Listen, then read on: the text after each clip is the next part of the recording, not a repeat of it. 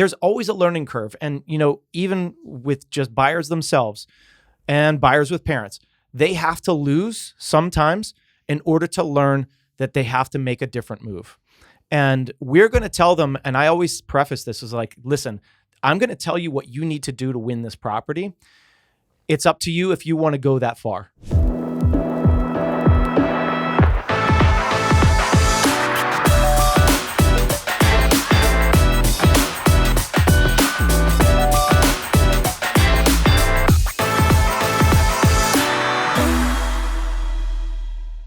How's it going, everyone? Welcome back to another episode of the Shawn and Matt Show. My name is Matt, that is Shawn, and welcome to our show. Shawn, in today's episode, we're going to be talking about boomer dads that are driving real estate agents nuts. Yeah. We're going to be talking about a discount brokerage that is selling. They've lost so much money that they are now selling, and why the discount brokerage model just can't seem to work when it seems like the model itself, as in who's paying real estate agents, is broken. Mm-hmm. So we'll get into that, and then we'll also get into 3 properties and whether Shawn battles in or out on these 3 properties. Shawn, let's start with an article from Curbed.com. Boomer dads are driving real estate agents nuts. This is kind of like a real estate meme that has made its way into real life, and we all know, where I'm going to go with this, where the buyer shows up to the home inspection, everything goes well,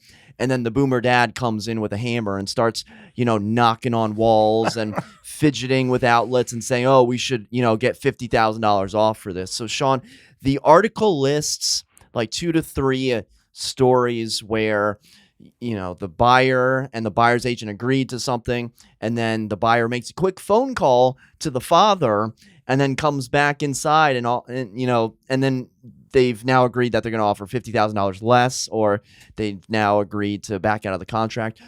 Have you experienced the boomer dad? Have you experienced the buyer's parents throw a wrench into the equation? And how do you handle, I guess, multiple parties that have a say in whether or not to purchase the property? Many, many, many times. It's probably one of the worst phone calls you can get as a listing agent or a buyer's agent. Like, hey, do you mind if we go buy the property? The parents want to see the house, and sometimes it can go really good. Most times it doesn't go very well. And the one reason is because, like in my case, right? When I bought my first place in 2005, I was buying a 1-bedroom in Old Town Alexandria for $327,000, right? Or $329,000, whatever it was. When I talked to my parents in Pittsburgh, I didn't even tell them what I was buying until I bought it, right? Because they would have freaked out and said, what are you spending on a 1-bedroom? Meanwhile, their house is worth, at the time, probably $150,000 in Pittsburgh, a whole house. So you can't judge one area's costs on another area's costs. And that's what a lot of people do. That's the first thing they do. They're like, I got to call my dad in Ohio. I got to, and it always ends in like, wait, hold on. What are you doing? Like, this is a crazy amount of money. Yeah, well, of course it's a crazy amount of money when you're living in the middle of the United States and you move to a big metropolitan area. Of course, costs are going to be higher. But the other thing is when you have those people go through, and I've had this happen plenty of times where the dad just comes in and he is like telling you, well, look at this, look at that. And thankfully I've been doing it long enough where I can be like, well, that's normal. And this is this, and this is how you fix that. And a lot of times they'll come to the home inspection. And thankfully we have good home inspectors that can also talk around this, but it's never a good thing to have them there alone without some professional, because they're always going to like find something wrong. And like, they're going to be protective of their kids, which is great. But at the same time, you're destroying a deal, and they do it all the time. And then in the end, the people back out and they're like, oh, I shouldn't have backed out. They pay the price later. I'm not saying this happens every time, but from my experience that this has happened, it's not because there was anything wrong with the property. The property sells like that next day. It's because you got scared. The article mentions and interviews Confidence Stimson, a broker at Coldwell Banker Warburg, who works in New York City. And she had a funny retort to a buyer's dad, and the dad compared it to what he could buy in Cleveland? Yeah. And she said, yes, but it's a heck of a commute from Madison Avenue. So That's exactly it. I'm looking at this article, and what I'm seeing is real estate agents saying, oh, well, the deal fell apart and I can't get that time back. And it seemed to be centered around, oh, we're going to have to continue the search, and oh, my time is lost and my time is valuable. That's okay, but I think that's the wrong way of looking at it. I think when real estate agents are saying, oh, don't bring your, I'm not saying real estate agents say this, but like if the thought on social media is that buyers' parents are the problem, I think we need to relook at who's saying the buyer's parents are the problem, because when a person is purchasing their first home, that's a monumental achievement. And of course they want to get the parents involved, maybe financially, but also emotionally, because, the parents have been behind the kid for 30 or 40 years. And now they want to see, what they're putting their hard-earned money to. So I think it's less about the real estate agent and more about how do you work through the buyer's dad or mom that knows more than you as the real estate agent, or pretends to know more than, or convinces you that they know more than you. And my thing is, you just got to agree with them, because if you argue with the buyer's dad, that's not going to earn you the trust. And the parent and the kid are going to go out for lunch, or they're going to go out for dinner afterwards. And what do you think the dad's going to say if you start arguing, with the dad? So I'm of the opinion, hey, I'm agreeing with everything the dad says. If the dad says, we're going to submit $50,000 below the asking price, like one of these agents said, I may say my piece, but I'll submit the offer and we'll continue our search, 18 months longer than it should take, because you're going to learn a very expensive lesson of what's going to happen when you listen to your father as opposed to a licensed real estate professional. Yeah. And number one, it shouldn't be about your time as a real estate agent. I mean, I've taken people out for months and literally years to see properties. I mean, this is what we do as real estate agents. Can we stop, slow down that time, or make it so we're not taking them out as much? Yes. And I think that's all about education. And, one thing that you can do is involve the parents a little bit more. All right, well, if you're going to have a say, if you have a financial stake in this property, you're giving your clients a gift, or you're giving your son or daughter a gift to purchase this house, then why don't you come down for the home inspection so you can actually talk to the home inspector yourself, because they're the expert that's going to know everything about it. And then, you show them the comps that say, hey, listen, this is why this is priced here, and this is why I feel that you should go in at this price. There's always a learning curve. And, even with just buyers themselves and buyers with parents, they have to lose sometimes in order to learn that they have to make a different move. And we're going to tell them, and I always preface this as like, listen, I'm going to tell you what you need to do to win this property. It's up to you if you want to go that far, right? This is what I believe the steps that you need to do to win. And if you're not willing to do that, that's fine. We could submit the offer the way that you want to and see what happens. But when you lose it, don't come crying to me because you lost it. Let's just move on to the next one. You learned a lesson, and now you know how to go forward. Right? I think that's the perfect mindset to have, and especially if you do end up losing. Okay, well, why did you lose? And if the dad says, "Hey, I think this is $100,000 overpriced," yeah, I agree. Hey, I think they should really fix the sink, in the contract. Hey, I definitely agree. Do you want to hear what it's going to take to win the house? Sure. Oh, you got to go $100K over. You can't worry about the sink, and you got to do X, Y, and Z. Oh, well, I don't want to do that. Okay, well, let's submit your offer, and keeping in mind what I've told you, and we'll see, if we end up getting it. But my professional recommendation is to do X, Y, and Z.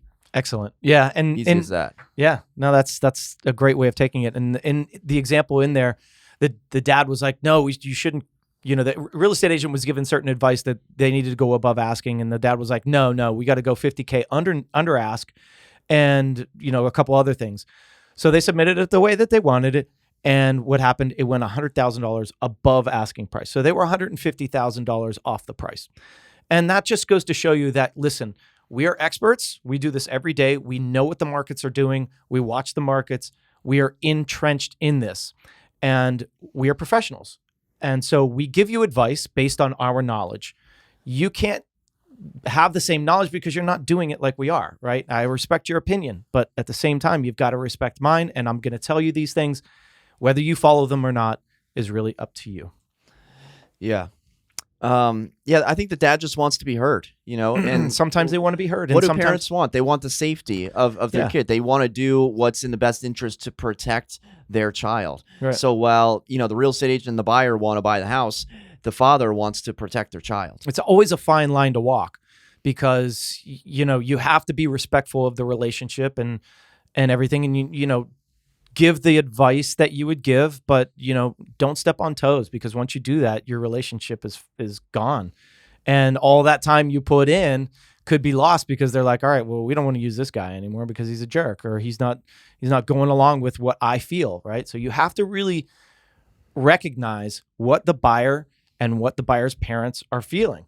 And once you do that, you can kind of then circumvent things and introduce things in the proper way. I don't mind the buyer's dad. I mind the extended family. Like a couple years ago, I was working with a girl out of ways, and a lot of people were showing up to the inspection, right? A lot of people were showing up to the showings, and then you start getting into a lot of different people talking into your ear, who maybe aren't studying the market like you are, who maybe aren't going on every single showing, so they don't really have something to compare to, and maybe they just don't have the same expertise as you do. So sure, you want to bring your parents along, great, let's have a chat. You want to listen to your father, great, we'll write an offer and see what happens.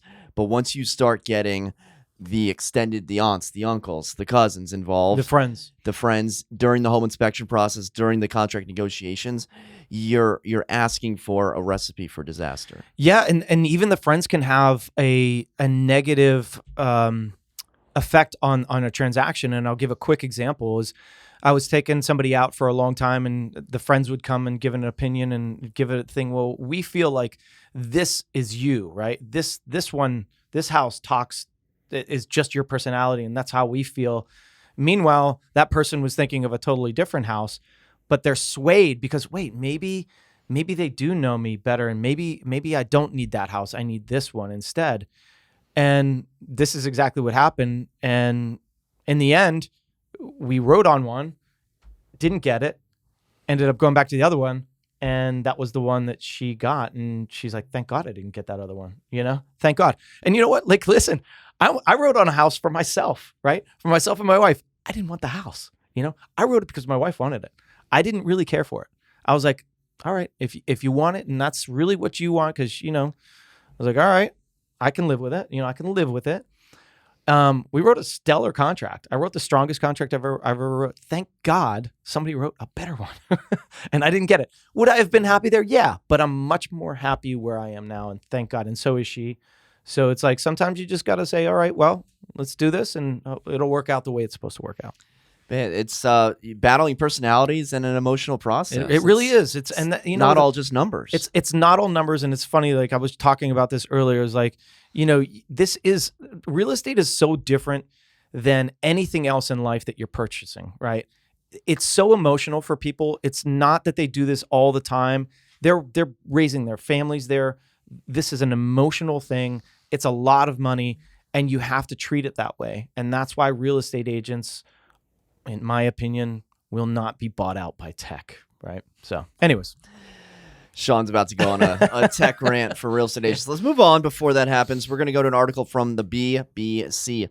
Purplebricks, struggling online real estate agent, puts itself up for sale. So this article comes to us from across the pond. Hilarious. Purplebricks is a discount real estate brokerage. They're a flat fee brokerage that charges a set amount to the seller instead of a commission percent to transact real estate. So they came onto the scene in 2012, and they their share price has fallen 98% since the height of its share price, and it's expected to lose between 15 and 20 million pound this year, and it cut its revenue expectations for the year by 7.5 million pound to around 60 million to 65 million pound. And this is a brokerage that did really, really well, Shawn, in 2015, 2016, heading into 2017, and they were expanding and expanding and expanding and going to Australia and Canada and the United States. And that did not last long. They maybe expanded too quickly, and they could have been in the United States for about maybe 6 months at the longest. And they have some rave reviews online, but with every discount brokerage, they also have people that did not like their service, that use their service. So, Shawn, my question to you is: it looks like the writing may be on the wall for Purplebricks in the UK, and the UK doesn't have the National Association of Realtors, right? That's a U.S. trade organization, so they're operating. The Brits are operating under a completely different system.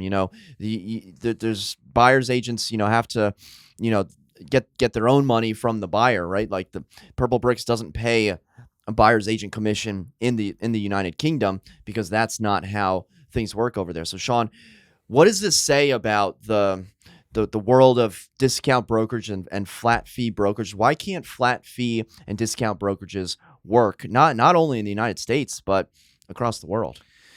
Yeah, there's a couple reasons for this, and one thing I always say is like good, high seas float all boats, right?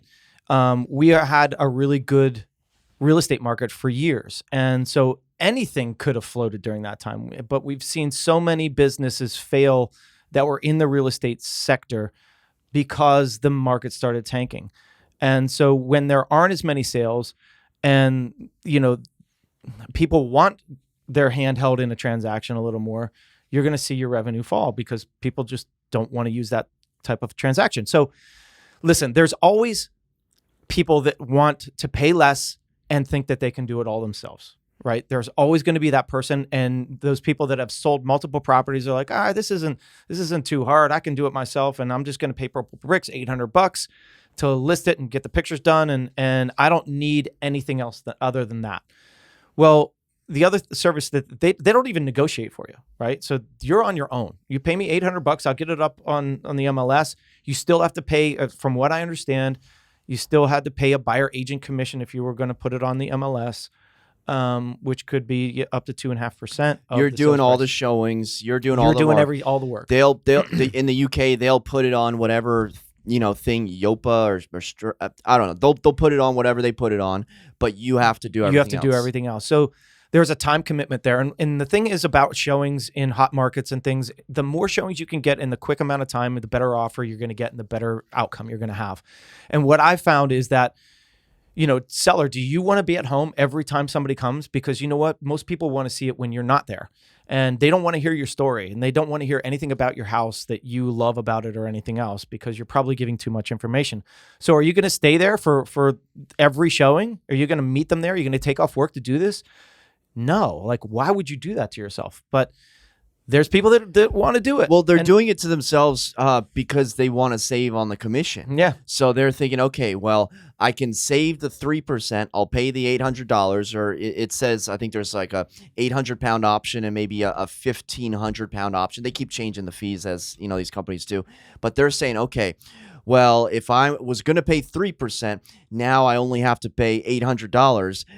I can afford to take some time off, disrupt my life, my wife, my kids, my job, my hobbies, and save money and use my time to, show these properties. Yeah, and you might get lucky. You might get lucky and you might sell it in that first week. If the market's hot, hey, things happen quickly and you could sell it very quickly. But then what happens? The market starts taking longer. And now we're kind of in a normalized market where, okay, well, it's going to take 60 days. It's going to take 90 days. Some places take like a year to sell a house. Do you really want to be dealing with this for a year? I sure as heck do not, and that's what a lot of people are starting to see now is like, geez, this is taking a lot longer. This is a lot more work than I thought. Maybe I don't want to do this. So I think my point is that Purplebricks is going after a small segment in the market. I think most people don't want to deal with this. They don't want to deal with the headache. They don't have the professional, ideas that we have or the experience that we have. And so they don't want to put themselves at risk in that way. And they're like, hey, I'm going to lean on Matt to sell my house because he's a master. He knows what he's doing. So I I don't know. I think they're going for a small segment, and that small segment was working for a while, but now it's a lot harder to sell a property. So it's going to go by the wayside pretty quickly. Yeah, choosing a real estate agent in the United States is so funny because people will just choose their like brother's sister's friend because, you know, they baked cookies or dropped off like a pumpkin at their house. Like they don't look at the experience, and then they wonder how they got such a bad experience, and they say, oh, my real estate agent didn't do anything. Well, you know, the statistic in the United States is like 80% of people use the first real estate agent that they get. So statistically speaking, with like 90% failure rate in the United States for real estate agents, you're probably going to be initially working with an agent that may not be the most experienced, may not have the most marketing, may not be the best at contract negotiations. Then you're going to think, you're going to extrapolate that throughout the entire industry and say, well, my agent didn't do anything. Agents are worthless. I'm just gonna do this my own. I'm just gonna sell it myself. And to me, I say, okay, well, good riddance. You should sell it yourself. There are for sale by owner sites out there, and Purplebricks is out there, and you know, there's, you know, MLS listing service. You can get your property on the MLS for like $50. I say go do it and see what happens, and then you know, see the results, and then come back to a real estate professional. Yeah, I mean, listen, we do this every day. This is it's not an easy business, and you know, there's services out there like this. I've definitely gone through the things where I've lost to a family friend and things like that, and you know what? Then after a while, it comes back to me. You know, Yeah. And so you know, you'll learn your lesson. And I'm not saying that I mean, experience does matter. We've been doing this a long time. We've sold hundreds of properties, and we know what we're doing.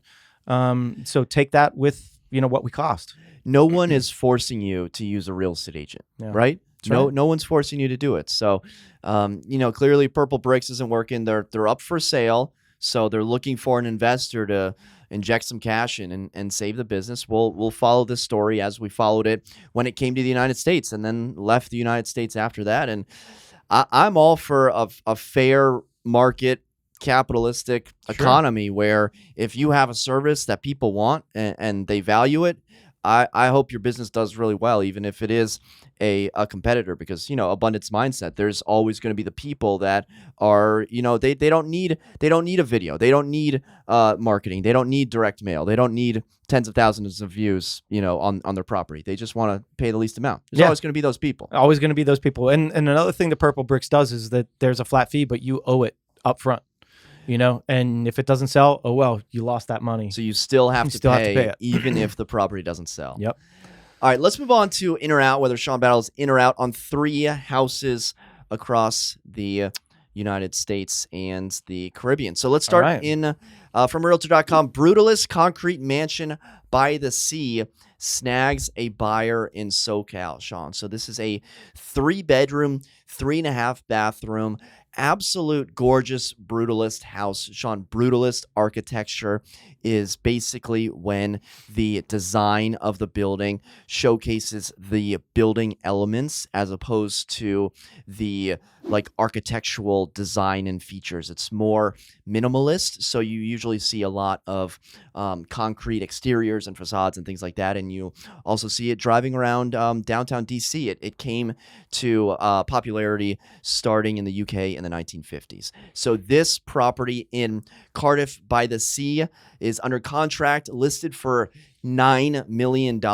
It's a 3-bedroom, 3.5 bathroom brutalist mansion, 5,600 square feet. Shawn, are you in or out on the brutalist mansion by the sea, by Cardiff by the Sea, for $9 million? Digging it, man. Yes, I'm in. I'm buying it.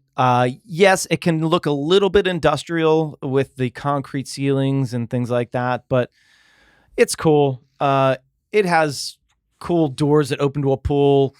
I mean, what's not to like about this thing, right? I mean, I love it. I love the juxtaposition between the concrete kind of coldness of it, but then it just opens up and you're like, oh yeah, I'm in Southern California in a $9 million mansion. Yeah. And it actually kind of reminds me of Ye's house. I was gonna say that. Kanye West, yeah. In just right up the street there in. Is it pretty close? Venice? Did you buy in Venice? Was it Venice? I'm not sure. We did a show on when he purchased one, and it was just like this. And I think I made fun of it. It's not. It's yeah. Well, that one was a $60 million. Oh, that's maybe right. that one was Brutalist too. That was all I think it concrete. was, But that was north of L.A., Malibu. I think that was in Malibu actually. Mm-hmm. This is kind of just north of La Jolla, Del Mar, Oceanside. Just for a mere $9 million. I'm definitely in on the property. $9 million, tough pill to swallow, but I mean, you got the tree in the actual house. Yeah, It's I very mean, cool. Gorgeous property, and I think I'm into the Brutalist just from the sheer like raw emotion and minimalist features that it has. Yeah, and not only that, it's brutalist in some ways, but it's also like it brings the outside in as well. So you have this wall of windows that is basically in your living room. There's a tree, but it's outside. But it's like, you know, you have walls that are all glass that kind of bring that into your home, which is just cool. There's a couple places like that in Alexandria that have that mid-century modern look, but they also have like these gardens inside their house that are just encased in walls. It's pretty cool. The next property is in Rhode Island, also from Realtor.com. Rhode Island penthouse in a castle bestows fairy tale dreams for $1.4 million. Shawn, this is a 2-bedroom, 2-bath condo inside of a castle. Now, I'm a little disappointed because I saw the castle and I saw the price tag of 1.45 and I thought, sold. But let me tell you a little bit more about the property. This castle is split up into 17 condos. This is the penthouse. So you're up near the turret overlooking the bay there. And it's essentially, not to take the wind too much out of the sails, but like it's essentially a condo, building, right? Like a multifamily building that has been repurposed throughout the years from a castle. It still is a castle into a 17-unit building. And then this is the penthouse, 2-bed, 2-bath, 1,600 square feet for $1,450. Shawn, are you in or out on the castle condo? Matt, very cool concept, creating a castle condo.